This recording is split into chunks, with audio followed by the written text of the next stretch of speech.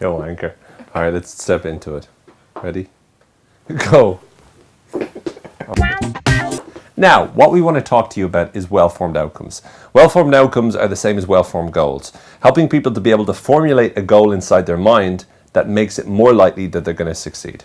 Now, these goals are set up for the brain rather than just standard goals like SMART goals that we often hear about in business. The first criteria is that goals must be set in a positive direction. You'd be amazed at the amount of times that myself or Brian would coach someone and we'd say, well, what is it that you want? And they would reply with what they don't want. Instead, you need to get a person formulating the goal in such a way that they tell you specifically what they want rather than what they don't want. Because when you can get their brain focused about what they want, that's the image that's going to present itself to their mind, which is going to make it easier for them to start to go after it. And that is the point, that it not only does it need to be positive, but it needs to be specific as well.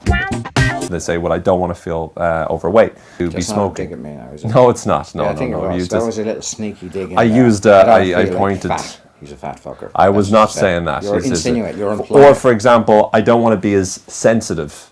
Okay, that's okay. That was a dig at you. That's because I'm highly evolved, though. For the mind to track where it's going, it needs to know where it's going. And that might sound like common sense. Let's say in private life, I want to build confidence. That sounds good as well, but it's not enough detail. It has to have the detail in there. It's not just good enough to tell the brain, well, basically what I want is I want to be more confident. The brain has to be able to track it. Basically, I want to be confident and I want to know what exactly will I experience when I am confident. So the first thing is to notice that it has to be positive, but secondly, it has to be very specific. But also, you need to make sure it's based in the senses. Now, what do we mean by that? How will you know when you've achieved your goal?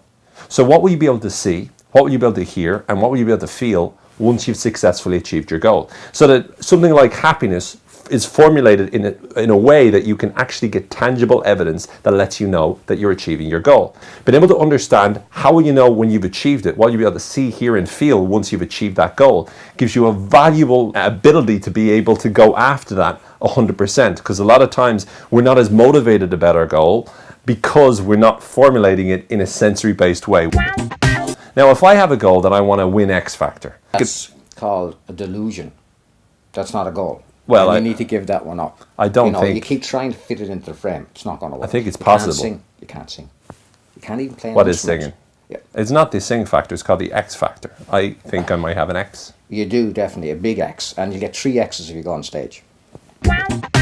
We need to really be aware of the consequences of achieving our goal as well. How does that goal fit in with the rest of your life? Someone has a goal and they say, well, what I want to be is I want to be the best public speaker in the galaxy, whatever it is, okay?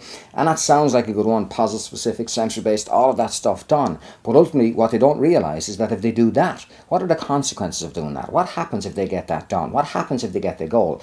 It's more about being well informed about that this step means this. If this happens, this happens. And if this happens, this doesn't happen, more to the point, okay? And if you don't do this, what will happen? Or if you don't do this, what won't happen? These are the mind-bending questions that come out of NLP that are really effective for getting results.